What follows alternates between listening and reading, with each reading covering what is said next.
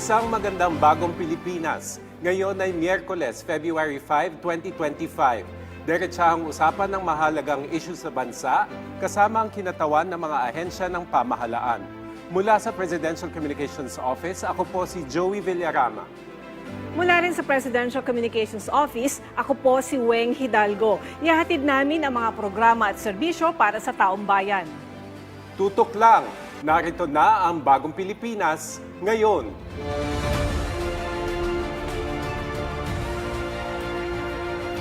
Marami nang inilunsad at ipinatupad na programa ang Department of Transportation para sa ligtas, moderno at sustainable na transport system and infrastructure sa bansa. Kung ano ang mga ito at kung ano pa ang gagawin ng ahensya, babalitaan tayo ng Road Transport and Infrastructure Undersecretary na si Jesus Ferdinand Andy Ortega ng DOTR. Magandang hali po, Yusek Andy, at welcome sa program. Good morning, Joey. Good morning, Weng. Magandang umaga sa ating lahat. Sir, last time nakasama na natin si Secretary Bautista, pero parang pahaging pa lang yung diskusyon namin in terms of how to enhance the passenger travel experience. So, balikan muna natin ulit yung 2024, lalo na doon po sa inyong nasasakupan o nasasaklaw. Ano po yung pwede nating i-highlight na kung paano po na-improve ang overall experience sa mga pasahero? Well, unang-una, when you say na-improve, talagang mas i-improve pa natin. No? Going back dun sa aking mismong programa, yung Public Transport Modernization Program, alam niyo naman, ito yung naging very emotional na topic. Nagkaroon ng maraming congressional hearings, nagkaroon ng maraming extension dun sa deadline. But finally, after all clarity or all reasoning, more than 86% ng ating sektor sa mga jeepney ay sumama na sa programa.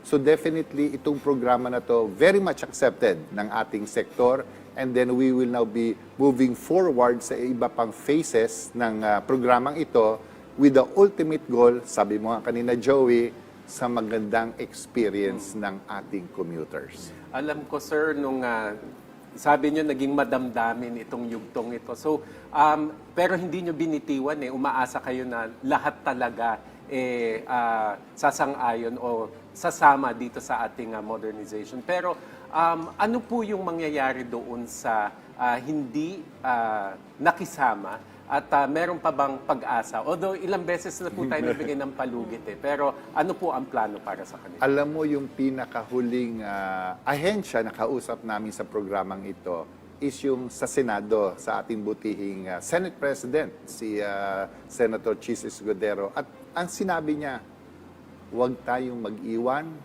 kung sino ang gustong sumama, isama natin. So, with all humility, ang pwede ko masabi, lahat ng talagang gustong sumama sa programa, nasa loob na. At tutulungan natin sila further. So, ibig sabihin, yung talagang mga nasa labas, talagang decided naman sila na wag sumama at nire-respeto natin yung desisyon nila. Kung napapansin mo, mas tahimik na ngayon, ika nga nag-move forward na ang bawat isa, ngunit rest assured, tutulungan pa rin natin sila sa SOC support yun. Yun ang ibibigay natin sa kanila. So, sir, gaano naman kahalaga yung pakikipagtulungan ng DOTR sa private sector sa ilalim ng direktiba ni Pangulong Marcos na Build Better More pagdating dito sa sa mga pagbabiyahe ng ating mga kababayan na nagko-commute araw-araw? Alam mo, Weng, napakaganda ng tanong mo. Just a few days ago, kahapon na ata yun, or 2 days ago, nag-inaugural tayo ng TCITX. Ito yung Taguig City Transport Terminal, wherein private companies ang katuwang natin dito. And this is led by Ayala at pati na rin yung San Miguel, wherein dahil sa pagtutulungan at interes ng mga private companies, magkakaroon tayo ng bagong terminal dyan sa Taguig which will cater to almost 160,000 passengers. 5,000 sasakyan. Magsasama-sama sa isang lugar ang mga commuters, sa mga bus, sa mga UV, pati na rin yung toll roads at pati na rin yung dalawa nating subway. So, ang ibig ko sabihin, base dun sa pronouncement ng ating Pangulo, talagang angat ang pagtulong sa atin ng private sectors. Pero hindi ba yan magkukos ng traffic sa paligid naman noon? Kung sabi niyo magsasama-sama yung commuters at saka mga private vehicles. Tama, Weng, no? Kasi when you talk about traffic, kung lahat sila nasa kalye, ito, tollways, nasa taas. Parang skyway. Subway, dalawang nasa ilalim. At yung natitirang road doon, it will be used by the buses. So, ang ibig ko sabihin, tama ka, no? Normally, when you talk about such a scenario, traffic, but because hindi tayo aasa lamang sa kalye at gagamit tayo ng mga buses sa kalye, maiiwasan natin or hindi natin i-complicate or dadagdagan pa ng traffic, but madadagdagan pa natin ang serbisyo sa ating commuters. Usually, sir, bago magkaroon ng mga ganyang project, may feasibility study. No? So, ano po yung nakita nyo talagang agad na ma-address na problema nito kapag umarangkada na? Well, unang-una, mapapabilis yung biyahe. In fact, may study nga dito from Bikutan, papunta sa San Mateo, which is the northern part of NCR, from 1 hour 50 minutes, magiging less than 30 minutes. Yun, mapapabilis agad tayo. And then next is, instead na yung mga buses from Batangas, from Quezon, from Laguna, na papasok sa EDSA or papasok sa C5, papunta sa kanilang mga kanya-kanyang private terminals, sila ay o pupunta na lamang sa Taguig City Terminal Exchange. So dahil sa pwesto or lugar ng terminal na yon, maiiwas ang traffic sa EDSA or rather, mababawasan ang traffic sa EDSA at sa C5. Yun ang tulong na maibibigay nito. But this will happen pa in the next 2 or 3 years, kaya sana mapabilis pa natin para mas mapakinabangan natin. Sir, puntahan naman po natin yung railway sector. So ano naman po yung updates natin patungkol dito? Alam mo, even though nasa road ako, rail is in another sector. Alam mo, tuloy-tuloy yan. Like MRT-7. MRT-7, aabot yan ng Bulacan. Lahat yan, babagsak sila sa area of North EDSA. Sa North EDSA, nandun ang MRT-3, nandun ang LRT-1, at nandun din ang MRT-7, at nandun din yung subway. So this will be another place wherein magkakaroon ng convergence of all this mode of transport para mas maging convenient sa ating mga pasero. Ngayon, dito sa MRT-7, kitang-kita natin naging maganda ang usapin ng ating LGU dyan sa San Jose del Monte at sa ating private partner, yung San Miguel with the help of DOTR. In the next year or so, magiging partial operation and then eventually full operation that will cater to our residents naman dito sa northern part of NCR. Sir, kumusta naman po yung update doon sa MRT4, doon sa saan ba ba ito? Subic Clark, Manila, Batangas, Railway, at saka yung Mindanao Railway. Ano po ba? Well, sa Mindanao Railway, definitely nagkaroon ng delay yun. No? Amin natin, nagkaroon ng delay because of certain concerns sa lupain. But as of today, as of now, it is still a go. No? Ika nga, i-put on hold lang natin. Because remember, tama yung nasabi ni Joey, lahat yan may feasibility study. Lahat yan nagsabi na magagandang programa to. Ngunit eventually, when you go sa programa, pag may mga certain concerns, medyo na itatabi natin. But definitely go yon. Yung MRT4 naman, makakatulong yan definitely dito sa part ng, sa eastern part ng Metro Manila. So it's still a go dito sa ating MRT4. Usually, sir, although sa mga diskusyon pala natin sa mga sekretary nandito, nabanggit ni Secretary Bautista, ni Secretary Bonoan, sometimes merong problema sa right of way. Ano po yung mga update, lalo na dito sa mga nabanggit nating projects? Meron po bang mga impediments? O as you said, tuloy-tuloy naman po? Alam mo, yung right of way talagang nandyan yan. No? When I say nandyan, because we are talking about private owners na kailangan gamitin ng gobyerno dahil sa programa. Meron naman tayong paraan wherein we have to talk to them and then explain to them. Eventually, they will sell it to us. Meron naman isang legal process, yung ex-pro, kaya lang, bago tayo pumunta doon, ay kailangan natin idaan sa usapin. Like, on our case, sa DOTR, we will be going to a city, southern part of the Philippines para pag-usapan. And we will be able to talk to the lot owners because very important that the lot owners will be cleared on the project and the interest of the public para matuloy yung programa. So it's really a relationship building na gagawin natin tungkol sa mga right of way. So ito may tanong po mula sa ating kasamahan sa media na si JP Nunez ng UNTV. Ano po ang update sa common station sa North Avenue? Well, yung sa common station, in fact, I was there a week ago. kitang-kita ko yung construction. Dito sa left side is MRT-7, sa right side is MRT-3, and then LRT-1, which is really nasa gitna yan ng EDSA sa North EDSA, no? Give it a few more months, no? This will be opening. But ang maganda dito is that in that section, sa sinasabi nga natin sa common station, nandun rin magkakaroon ng station tayo sa busway. So it's a place really wherein magko-converge, like I told you earlier, tungkol sa rail, tungkol sa land, but at the end of the day, it will really be an advantage for our commuters. So yung mula dyan sa mga MRT na yan, syempre may mga kababayan tayo na talagang nagbabas pa rin sila. So yung ano po yung reaction nyo doon sa panawagan ng MMDA na tanggalin na lang yung bus lane? Nagkaroon ng information kanina. Alam mo, ang maganda dito sa ganong klaseng balita, it shows the seriousness and the parang activism ng bawat ahensya. Talagang bawat ahensya, gaya ng MMDA, gaya ng DOTR, and all other agencies, talagang nag-iisip ng paraan para mapaganda natin ang traffic. But more than mapaganda ang traffic, maging accessible at magkaroon tayo ng mga sasakyan sa karamihan ng ating commuters. Definitely, it will be studied. Definitely, mapag-uusapan.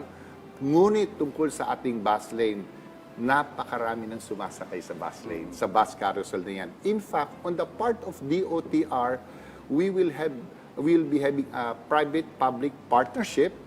Palalawagin natin yung EDSA bus lane at ito ay mag-extend pa sa northern, eastern, southern part ng NCR, and definitely it will attract more passengers. It will be convenient to more passengers because it has shown its success, and definitely it will move forward.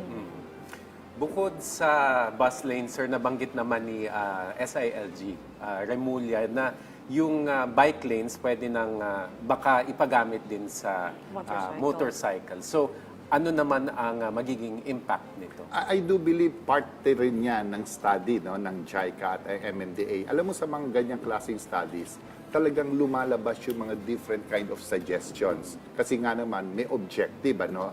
Pero at the end of the day, lahat naman niya mag-uusap. We have different agencies that will discuss it thoroughly, further, at sa nakikita ko, definitely yung bus lane, yung bike lane, tuloy-tuloy yan because we have to give it to our citizens na gumagamit ng mode na yon. Ngunit itong mga motorcycle, kailangan din natin ibigay yan because they have to have that road para pumunta sa kanilang mga opisina. Sa dulo, sa nakikita ko dito, magkakaroon ng isang tamang programa wherein a compromise or a decision will be made for each mode of transportation to be able to function properly para sa kanilang pang-araw-araw na pangangailangan. Mag-stay muna ako, sir, dyan sa bike lane. No? Sa mga makikitid na roads, may allocation or may allotted na bike lane. Pero kasi dahil nga makitid yung road, pati mga sasakyan ginagamit na rin, lalo na sa ano may example na may isip ka? Aurora Boulevard. So, ano po ang may pag-aaral ba o meron bang re-evaluation kung although syempre kailangan namang bigyan natin ng, as you said, bigyan natin ng separate lane yung mga nagmumotor, yung mga nagbibisikleta. Kung ganong kasikip, kailangan bang i-re-evaluate na meron ba dapat nito o tanggalin na lang? Alam mo, 2 lanes lang yan, yung ano. pero tamang-tama, no? Ang DOTR, we just hired the Palafox company.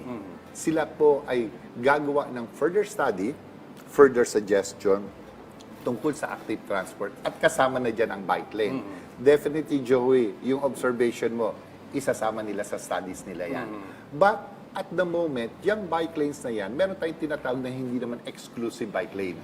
Pwedeng magsabay ang ating mga four-wheel sa mga bisikleta in a certain space. But this only happens sa mga road na hindi yung mabibilis. Kaya pwedeng magsabay-sabay.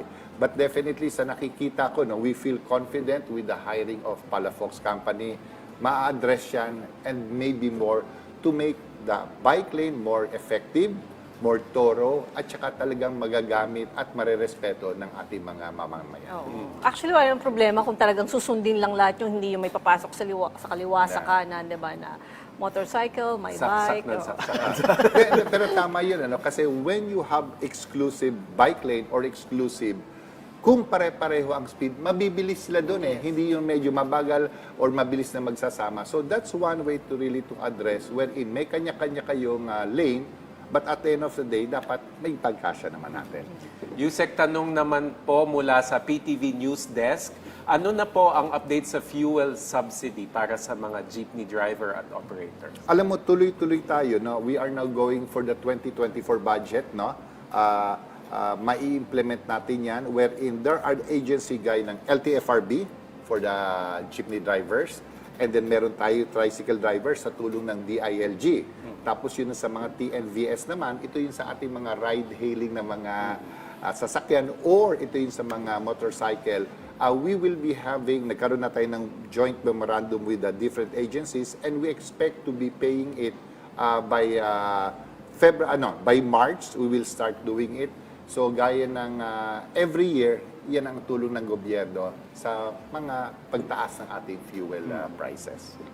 Sunod na tanong po mula sa PTV News Desk, kumusta naman daw po ang pagtatayo ng iba pang intermodal transport terminal sa Metro Manila? Gagawin din daw po ba ito sa iba pang bahagi ng bansa? Well, tama yun. No? PITX is a very successful project ng gobyerno at saka ng pribadong kumpanya. We just had a groundbreaking dito sa Taguig City Terminal. And tungkol naman sa tanong, meron tayong pangatlo pa, which is the northern part. Pero as of now, hindi pa natin na-finalize which part sa north ng NCR. It could be Valenzuela, it could be maybe Bulacan, as far as Bulacan. But definitely, we will have to have one because we know the success at saka tulong nito sa commuter. So siguro, we'll just wait for an update once na-finalize na yan by DOTR. Pero kasi meron sa eastern part, diba, sir, doon sa Marikina, matagal lang nagawa yung terminal na yun. Pero parang for the longest time, hindi naman siya nagagamit. Ano pong balak niyong gawin doon? Well, that is also part of the option, no? Yung sa eastern part nga, sa Marikina. Ngunit if you notice, hindi siya gaya ng PITX na talaga nag-move forward. I do believe we will have to restudy yung sa eastern part, no, sa Marikina, but definitely tingin ko ba una muna yung northern part, no? Kasi yung sa eastern part naman kaya naman saluin yan ng adding northern part sa intermodal. Kasi ang nangyayari, imbis na doon sila sumakay, nagbabiyahe pa sila papuntang Cubao, papuntang North or Pasay, kung saan man sila pupunta, kung saan nandun yung terminal. So nag-iipon din, sayang lang. Actually kasi nandun siya sa ilalim ng tulay eh. So pag may bagyo, binabahalang din siya. So hindi talaga siya ganun ka 100% functional. Yeah, maybe sa site nagkaroon ng concern, that's why maybe hindi yan ginagamit at maybe naghahanap tayo ng iba. But at the end of the day, when we really do the project, it should be a project na talagang it will address all the concerns. Gaya ng sinabi mo, Weng, yung tungkol sa pagbabaha. Yusek, recently naglunsad ng tinatawag na PUV stops ang DOTR sa Maynila. So, very interesting sa akin kasi nung high school, college, magji-jeep ako. So, kahit saan, di ba, pwede kang sumakay. So, una, paliwanag natin kung ano itong PUV stop na ito. Tapos, do we plan to put more across Metro Manila? Alam mo, that is two of a few pa lang sa Metro Manila. Ang pinaka-objective natin sa PUV stop, this is really part of the public transport modernization program.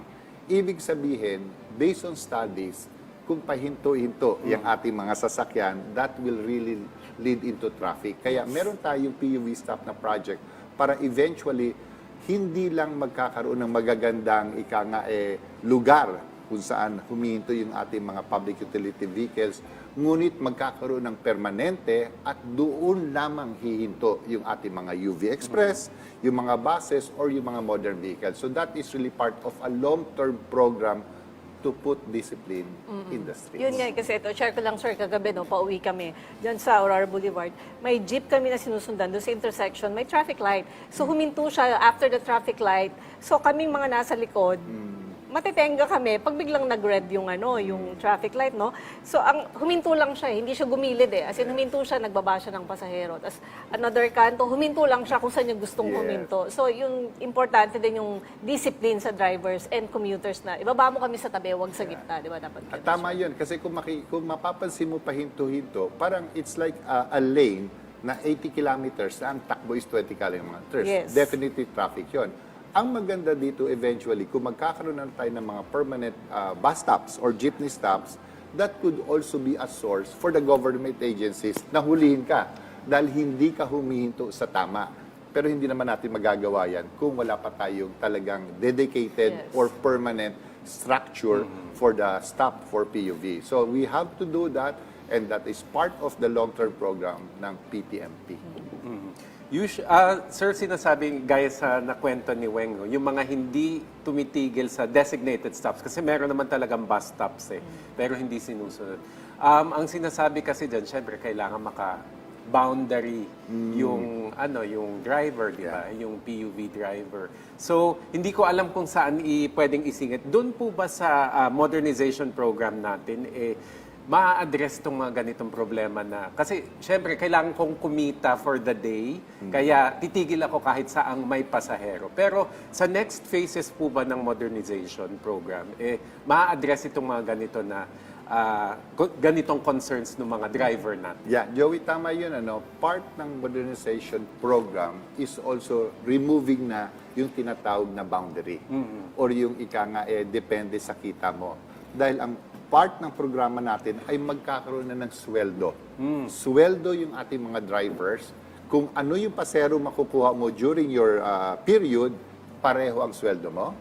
Next is kung lumagpas ka ng 8 hours, may overtime ka. Because once we do that, swelduhan ka na, hindi na dito yung nag-uunahan ka. Dahil ang kikitain mo will be based sa isang amount, hindi base sa iyong mga paserong sinasakay. So, yun yung isa sa mga objective natin. Not only that, Joey, magkakaroon pa ng benepisyo yung ating mga drivers. Because at the end of the day, ang gusto naman natin mangyari sa ating mga drivers is para silang isang ordinaryong manggagawa na merong benepisyo gaya ng SSS, PhilHealth, Pag-ibig, and other form of benefits because they deserve to be treated like any ordinary worker sa ating bansa. Siguro ma-address din, Yusek, dyan yung problema ng yung pamimili ng pasahero. No? Kasi kung, kunyari, may fixed time ka na o kailangan maka 8 hours o 9 hours ako, kasi iba iniisip kung patapos na yung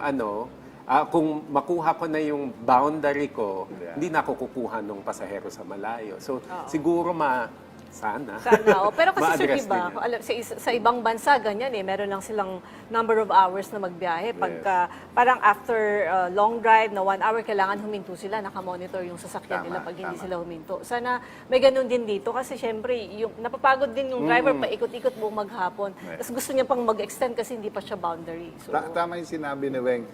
Sa ibang bansa ginagawa yon. It is really a matter na gawin natin sa ating bansa. Emotional nga lang, but we will go there, Joey and Weng. Alright. Sa ating pagbabalik, pag-uusapan naman natin ng iba pang programa at serbisyong palalakasin pa ng Department of Transportation ngayong 2025. Kasama pa rin si Yusek Andy Ortega. Manatiling nakatutok, magbabalik pa rin ang Bagong Pilipinas ngayon.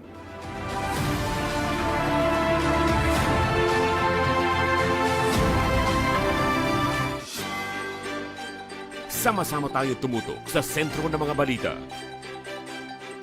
Bilang mga tagapaghatid nyo ng tapat at napapanahong impormasyon, kasama sila Aljo Bendijo, Naomi Tiburcio, at Angelique Lazo.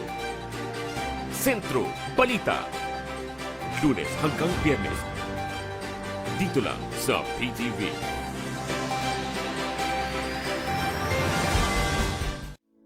Pagkakataon nyo ng maglingkod para sa bayan. Inaanyayahan namin ang lahat ng mga individual na may talento at dedikasyon na mag-apply sa aming mga bukas na posisyon. Para sa aming provincial networks sa PTV Legazpi, PTV Ilocos Norte at PTV Cotabato. Administrative and Sales Assistant. Ipadala ang iyong resume sa hireme@ptni.gov.ph.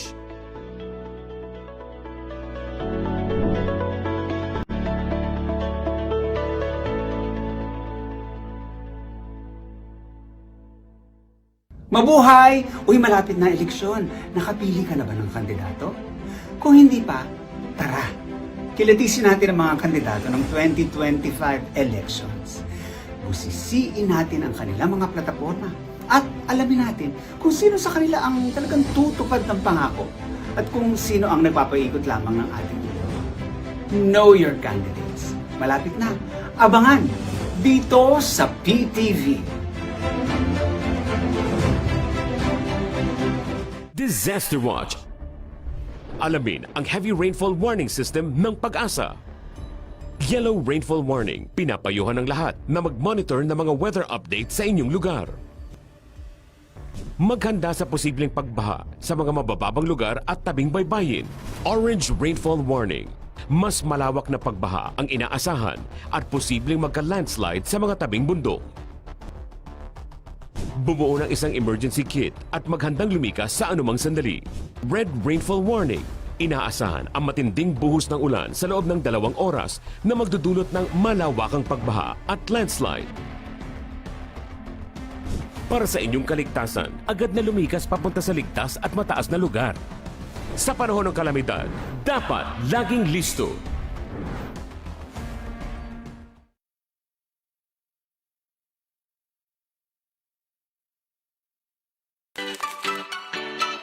Good vibes ba kamo? Sagot namin ang umaga ninyo. Mula sa balitaan, Makakakwentuhan natin ngayong umaga. bagong kaalaman, Hoping for the success. hanggang sa Unli Chikahan. Kasama ang RSP Morning Barkada. Rise and Shine Pilipinas. Lunes hanggang Biyernes, alas 6 ng umaga. Dito lang sa PTV. PTV. Consumer Watch. Bantay presyo sa gasolina.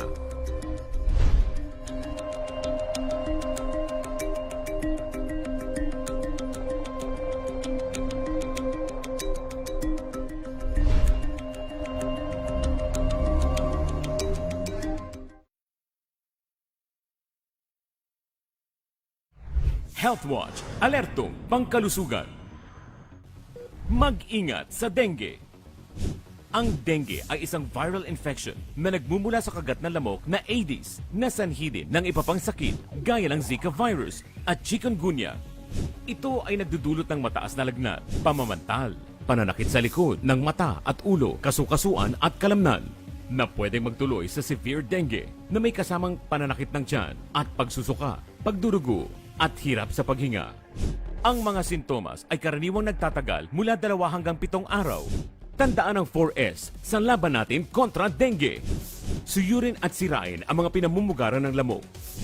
Sarili ay protektahan. Sumangguni agad sa pinakamalapit na doktor o pagamutan at suportahan ang fogging at spraying activities kapag may banta ng outbreak. Tandaan, sa panahon ng sakit, dapat laging listo.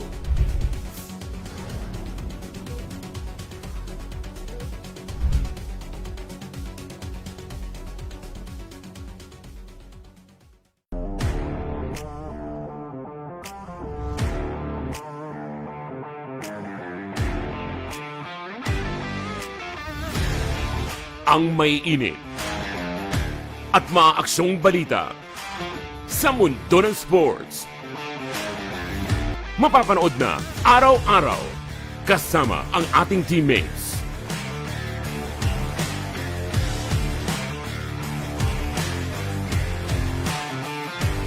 PTV Sports, para sa atletang Pilipino, para sa bagong Pilipinas. Sa PTV.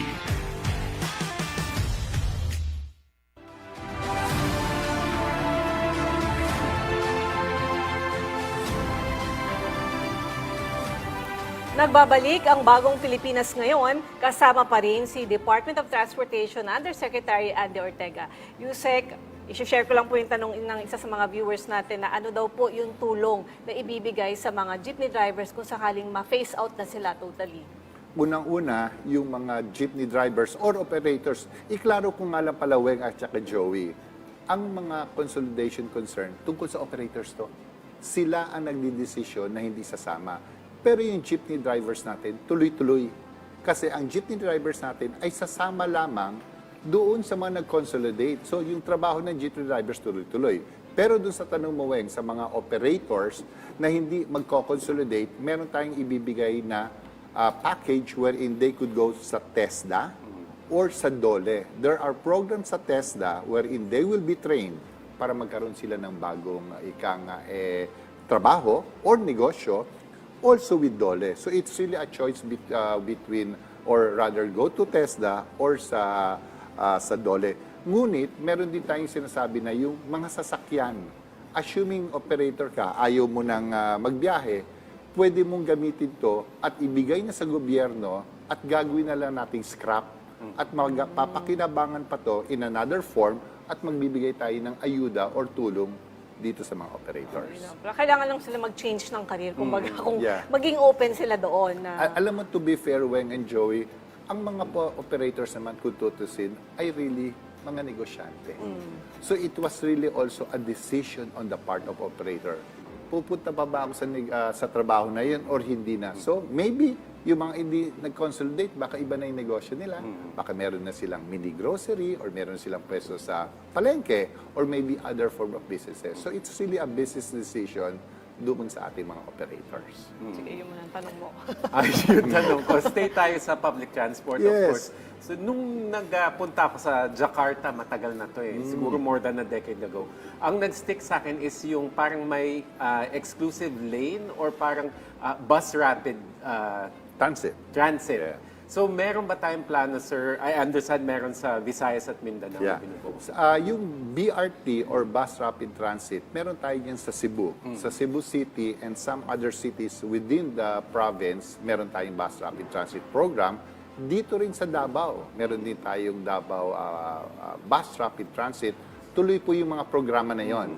Kasi like what we are doing dito sa Metro Manila, yung EDSA Carousel, we saw the advantage of having an exclusive lane para sa ating mga buses. Dahil kung may exclusive lane yon, mas mabilis ang takbo, halos walang traffic, and then it will serve more passengers because ang ikot ng mga buses ito ay mabibilis. Kaya if you notice, meron tayo sa Cebu, meron tayo sa Davao, and in fact, there are other cities. In fact, sa Cavite ngayon, it is a private program wherein meron tayong gagawin na bus rapid transit sa loob mismo ng Cavite province. So, klaro, and it's very clear the advantage of bus rapid transit and how it really truly helps. At saka ang mabigat dito, Weng at saka Joey, mas mababang budget ang kailangan natin sa ganitong classic project that helps a lot of commuters. Speaking of projects, yun, kasi meron din po tayong nabasa kanina na comment dito na yung mga project naman daw po na minimension ninyo na malapit nang matapos, ganyan, ay project pa nung nakaraang administrasyon. So, itinutuloy natin. Yeah. Sabi nyo nga, nag-usap tayo kanina off-cam na hindi naman matatapos ang isang malaking Yeah. proyekto sa loob ng 6 na taon. So, tinutuloy lang talaga. Tama yung Weng, kasi ang mga projects naman, it's not necessarily na magsisimula at matatapos sa isang administrasyon. Yung proyekto na yan, definitely galing yan sa previous administration and we are happy na sinalo natin ang programang ito. Pero I am also proud to say na dahil sa administration na to, na i-implement ng maayos yung programa. So it is really something na kayang gawin ng isang administrasyon even though it came from another administration because we truly believe in the program and the benefit na ibibigay natin sa ating commuters. Sir, nasimulan na natin o na-discuss natin yung sa Cebu at Davao BRT. Ano pa po yung pwede nating asahang mga proyekto para naman sa mga kababayan natin sa Visayas and Mindanao? Well, sa totoo lang, sa Iloilo, they are looking at studies bus rapid transit also. Kasi kung mapapansin mo, in areas na medyo parang halos Metro Manila na sila, it really shows that the bus rapid transit or BRT ang totoong malaking tulong. Tandaan natin, Joey and Weng, yung mga kalsada hindi na talaga lumalapad. And I do not believe na dagdag lang tayo ng dagdag ng lane for private vehicles will solve the problem. It will not. Ang talagang solusyon natin sa ating programa or rather sa problema ng mga traffic or tungkol sa need, totoong pangangailangan ng ating commuters who are really going for public transport. Alam mo naman, yun ang milyon-milyon na kailangan nating tulungan talagang sa mga bus rapid transit yan, or subway, or MRT. So yun ang focus ng ating departamento on how to move people. Kailangan natin igalaw, i-move yung mga tao na mas marami sa mas malalaking sasakyan. Pero kung ganun kasi sir, di ba, naging practice naman yung iba na iiwan yung sasakyan nila doon sa terminal para mag-commute sila, mag-train. So, meron po ba kayong project na magtayo din ng isang facility na iiwan yung sasakyan doon na hindi naman ganun kalaki yung singil pag sa pagpaparada? Kasi kung magtatrabaho ka ng 8 hours, so lalampas ka ng 8 hours doon sa parking mo. Eh kung napakalaki naman ng singil sa parking, di parang ganun din kung nagkonsumo ka ng ganung amount ng gasolina, ganun din yung sa pamasahe mo, parang mas magastos pa. Tama yung that is really part of the objective of yung mga different terminals, Yung ika nga iiwan mo yung private vehicle mo para mag-commute ka, para makapag-contribute ka na ma-lessen ang traffic. So on the part of DOTR at LTFRB, yun talaga ang gagawin namin. Ihihimok natin yung mga terminals not to really have yung matataas na singil para nga ma-encourage natin. Pero syempre, yung mga normal na gumagamit ng terminal, I guess they should be treated or magbabayad ng normal na paniningil. Ngunit, yung mga gumagamit ng mga sinasabi mo nga, baka pwede natin silang bigyan ng discount to encourage them to use the public transport at itabi o iparada na lang yung kanilang pribadong sasakyan. Maganda fixed rate na lang, di ba? Para kahit ilang oras. Tama yun, pwede. tama Tapos huwag yan. nilang ipagbawal yung overnight. Kasi kung halimbawang Na-delay, oo. overtime. Yes, and yung talagang yung trabaho mo, aabutin ka talaga ng Yeah. overnight, di ba? So, Tama yan, tama yan. Siguro naman, yung mga terminal, malalaman naman nila yung nagpapasyal lang or yung talagang gagamit ng mass transport. so ito naman, sir, ano daw po yung status ng walkway projects ng DOTR sa buong bansa? Yung walkways, ang tawag namin dyan is Greenways Project. Meron yan sa Balintawak, sa Cubao, sa Guadalupe, at saka sa TAF. These are all in EDSA. Tuloy ang programa. Sabi ng ating secretary, itutuloy natin itong programa na ito. Ang objective dito ay yung mga mananakay or yung mga pedestrians, hindi na sila dadaan sa baba ng kalye that could lead into more traffic kasi nga naman may mga stop-stop. Ngunit sa taas sila maglalakad. So from one area, going to another area, they don't have to go down. Kaya nilang lumipat from one. Kunyari, LRT1, lilipat sila sa isang LRT, hindi na bababa sa kalye or dediretso na lang sa mga buildings. So yun ang tinatawag na Greenways Project. It's a good project sa 4 na lugar and we hope to be operational by 2027. At kung magiging successful to, maybe we could do it more areas para mas papakinabangan ng mga pedestrians natin. Sir, kanina na pag-usapan nyo na yung parang hindi solusyon talaga yung pagdadagdag ng lanes lamang para ma-ease yung traffic congestion.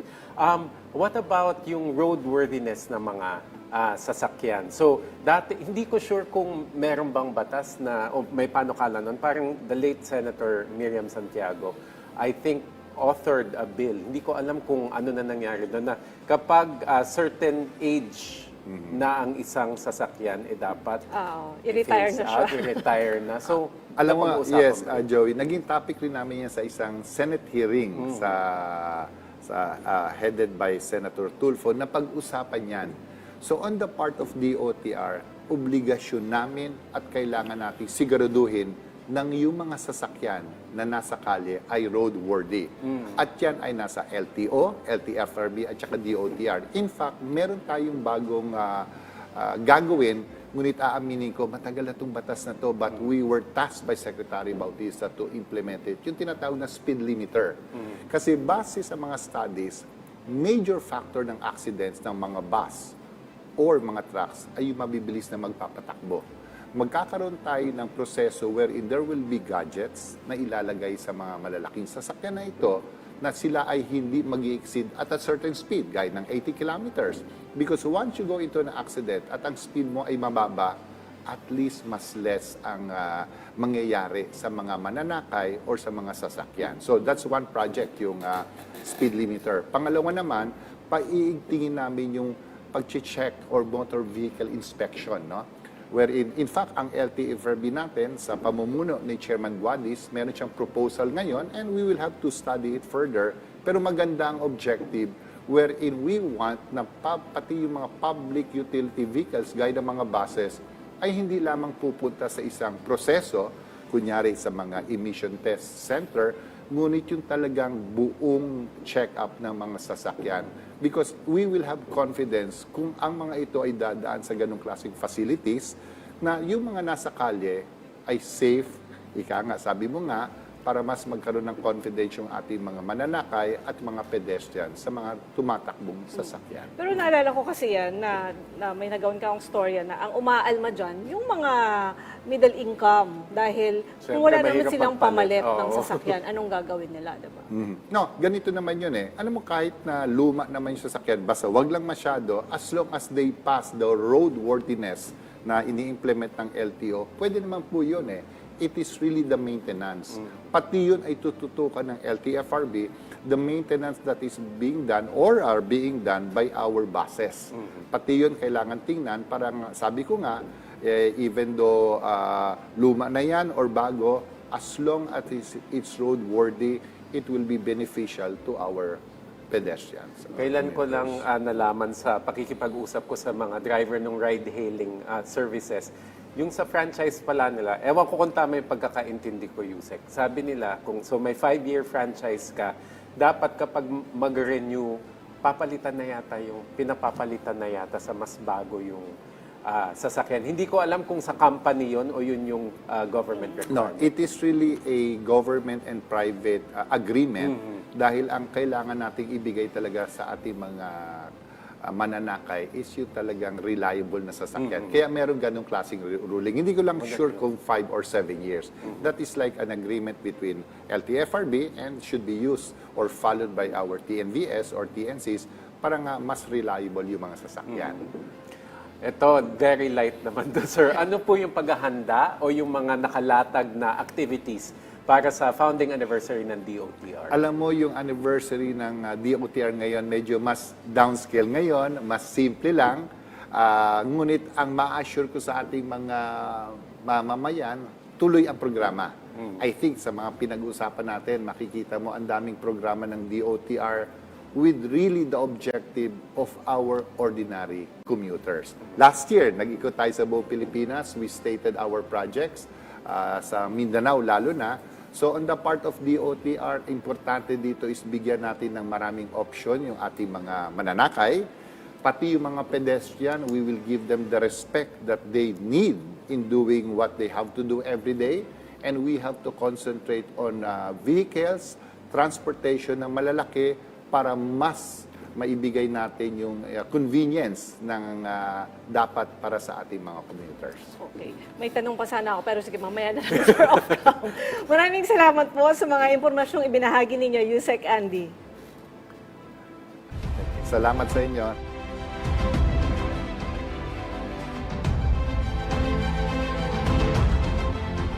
Kung bakit mas maayos at mas bumibilis ang isang usad o ang usad ng transportasyon sa ating bansa ay dahil sa iba't ibang inisyatibo ng Department of Transportation. Kaya sa ating mission to accomplish, Yusek Andy, natanong na namin to kay Secretary Bautista, pero dahil hawak nyo yung road transport and infrastructure, ano yung gusto nyong ma-accomplish talaga na mission? Ang pinaka-mission on the part of road transport, efficient, meaning mabilis, malaking mga sasakyan, meaning marami tayong maitatawid sa kalye. We want the ordinary commuters, after how many years sa magandang programa, feeling nila nasa first class seat sila at sila bibigyan natin ng ating serbisyo. Okay, sir. Maraming salamat po ulit sa inyong oras. Road, Transport and Infrastructure Undersecretary Andy Ortega ng Department of Transportation. At dito na po nagtatapos ang ating programa sa araw na ito. Sama-sama ulit tayo bukas para sa mahalagang talakayan at mabilis na aksyon ng pamahalaan.